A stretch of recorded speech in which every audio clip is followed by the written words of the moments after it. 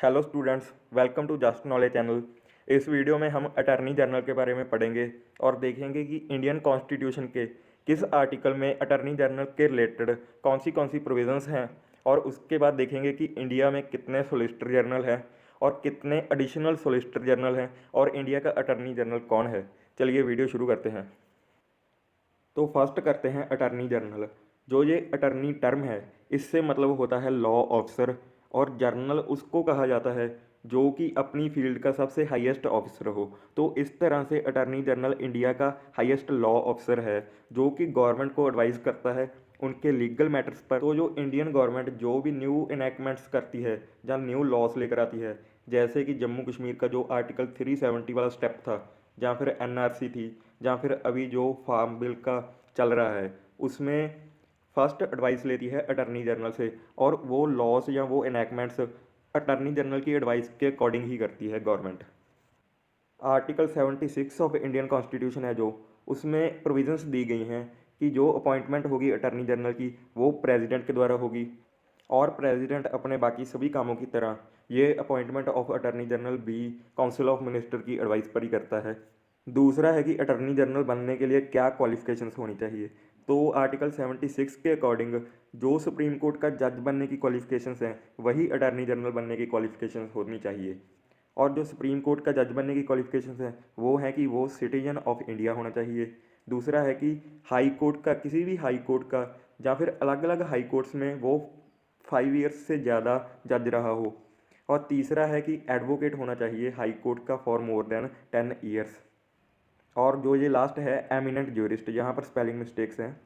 तो ये last qualification है कि एमिनेंट ज्यूरिस्ट होना चाहिए प्रेसिडेंट के ओपिनियन में। अब ये एमिनेंट ज्यूरिस्ट से मतलब है कि वो किसी भी हाई कोर्ट का या सुप्रीम कोर्ट का जज या एडवोकेट तक ना हो, पर उसके पास क्वालिफिकेशन होनी चाहिए कि उनकी स्टडी है जो अपनी फील्ड में, जैसे कि कोई प्रोफेसर होता है या कोई डॉक्टर है या कोई और राइटर वगैरह हैं, तो उनके पास पहले ही क्वालिफिकेशन है, उनके पास उतना एक्सपीरियंस है। तो अगर प्रेसिडेंट के अकॉर्डिंग कोई ऐसा पर्सन है, तो उसे भी attorney general of India appoint किया जा सकता है। तो ये थी सुप्रीम कोर्ट का जज बनने की क्वालिफिकेशंस, और यही सेम टू सेम क्वालिफिकेशंस हैं अटॉर्नी जनरल बनने के लिए।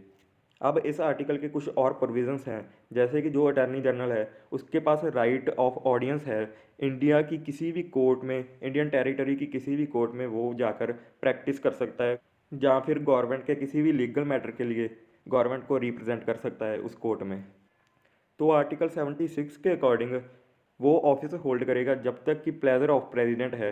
मींस जब तक कि प्रेसिडेंट चाहे, मतलब कि जो काउंसिल ऑफ मिनिस्टर्स हैं, जो गवर्नमेंट है, जब तक वो चाहे तब तक अटॉर्नी जनरल उस ऑफिस में रहेगा, उस सीट में अटॉर्नी जनरल की पोजीशन पर रहेगा। तो ये इसलिए है क्योंकि गवर्नमेंट, यूनियन गवर्नमेंट के बिहाफ पर सभी केसेस हैं जो, वो अटॉर्नी जनरल नहीं लड़ने होते हैं। तो जिस पर्सन पर गवर्नमेंट को ट्रस्ट है, उसी से वो अपने केसेस लड़वाएगी, उसी को अपनी तरफ से रिप्रेजेंट करेगी, और उसी से ही एडवाइस लेगी जिस पर गवर्नमेंट को पूरी तरह से ट्रस्ट है, जिस पर प्राइम मिनिस्टर एंड प्रेसिडेंट को पूरी तरह से ट्रस्ट है। तो जब तक उस पर्सन पर ट्रस्ट है तब तक तो वो अटॉर्नी जनरल बना रहेगा, और जब ट्रस्ट खत्म हो गया उसे किसी भी पॉइंट पर रिमूव किया जा सकता है अटॉर्नी जनरल के ऑफिस से। और लास्ट है कि जो उसकी सैलरी होगी वो भी प्रेसिडेंट ही डिसाइड करेगा कि सारी की सारी टर्म के लिए उसे कितनी सैलरी दी जाए। नेक्स्ट है जो अटॉर्नी जनरल की ड्यूटीज एंड पावर्स हैं।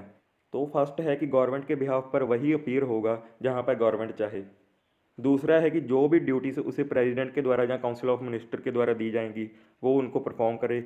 और थर्ड है कि जो लीगल मैटर्स हैं गवर्नमेंट के, जो उन्होंने न्यू अमेंडमेंट्स लेकर आनी है, या फिर न्यू एक्ट या कोई भी बिल लाना है, या किसी भी अपने पुराने एक्ट की कोई प्रोविज़न चेंज करनी है, अमेंडमेंट करनी है, तो उन सभी मैटर्स पर, और उसके साथ साथ जो कोई केसेस यूनियन ऑफ इंडिया के अगेंस्ट किए जाते हैं, जैसे कि जो ये जम्मू कश्मीर वाला इशू है, जहाँ एनआरसी वाला इशू है, उसमें सुप्रीम कोर्ट में बहुत सारे केसेस गवर्नमेंट ऑफ इंडिया या यूनियन ऑफ इंडिया के अगेंस्ट फाइल किए गए थे, तो उनके बारे में भी एडवाइस करना या फिर गवर्नमेंट के बिहाफ पर उन केसेस का कोई सोल्यूशन लेकर आना, वो भी एडवाइस करेगा अटॉर्नी जनरल। नेक्स्ट है कि अटॉर्नी जनरल पार्लियामेंट में स्पीच दे सकता है, जहाँ फिर जो भी पार्लियामेंट की प्रोसीडिंग्स होती हैं उनमें पार्टिसिपेट कर सकता है, जहाँ किसी भी पार्लियामेंट कमेटी का मेंबर भी बन सकता है। पर वो पार्लियामेंट में वोट नहीं कर सकता। जो भी रेजोल्यूशन, मोशन या बिल्स पार्लियामेंट में पास होते हैं, उनके लिए वोटिंग करवाई जाती है, उनमें अटॉर्नी जनरल हिस्सा नहीं ले सकता। क्योंकि वो एक काउंसिल मेंबर नहीं है, उसे पीपल ऑफ इंडिया के द्वारा इलेक्ट नहीं किया गया। नेक्स्ट है कि वो प्राइवेट प्रैक्टिस कर सकता है। प्रैक्टिस करना कहते हैं किसी भी केस को लड़ना कोर्ट में जाकर। तो प्राइवेट प्रैक्टिस से मतलब है कि किसी भी पर्सन का, किसी भी नॉर्मल पर्सन का वो केस लड़ सकता है। शर्त ये है कि वो केस जो है वो यूनियन ऑफ इंडिया के अगेंस्ट नहीं होना चाहिए, वो यूनियन गवर्नमेंट के अगेंस्ट नहीं होना चाहिए। और ये प्राइवेट प्रैक्टिस भी अटर्नी जनरल तभी कर सकता है अगर प्रेसिडेंट या यूनियन गवर्नमेंट उसे अलाउ करे। लास्ट है कि जितनी भी एमपीज़ के पास पावर्स होती हैं या प्रिविलेजेस होती हैं वो अटर्नी जनरल भी इंजॉय करता है। और इसी टॉपिक से रिलेटेड एक करंट का टॉपिक है कि जून में यूनियन गवर्नमेंट ने टर्म एक्सटेंड कर दी है। फर्स्ट तो के वेणुगोपाल हैं जो अटर्नी जनरल ऑफ इंडिया अभी के, उनकी टर्म को 1 साल के लिए इंक्रीज़ कर दिया गया है। और दूसरा है कि जो तुषार मेहता हैं सोलिसिटर जनरल ऑफ इंडिया, उनकी टर्म को 3 ईयर्स के लिए इंक्रीज़ कर दिया गया है अभी जून में गवर्नमेंट ऑफ इंडिया के द्वारा। और इसी के साथ 6 न्यू एडिशनल सोलिसिटर जनरल्स को अपॉइंट कर लिया गया है, पहले वाले 5 जो असिस्टेंट सोलिसिटर जनरल्स थे उनके साथ। तो अब 11 एडिशनल सोलिसिटर जनरल हो गए हैं इंडिया में, और 1 solicitor general and attorney general हैं जो वो तो के वेणुगोपाल हैं ही। तो जो भी यूनियन गवर्नमेंट के लीगल मैटर्स होते हैं या कोई भी केसेस उन्हें लड़ने होते हैं तो उन्हें सिर्फ और सिर्फ अटर्नी जनरल तो लड़ नहीं सकता, उनके लिए फिर उसके अटर्नी जनरल के अंडर सोलिसिटर जनरल्स होते हैं और एडिशनल सोलिसिटर जनरल्स होते हैं।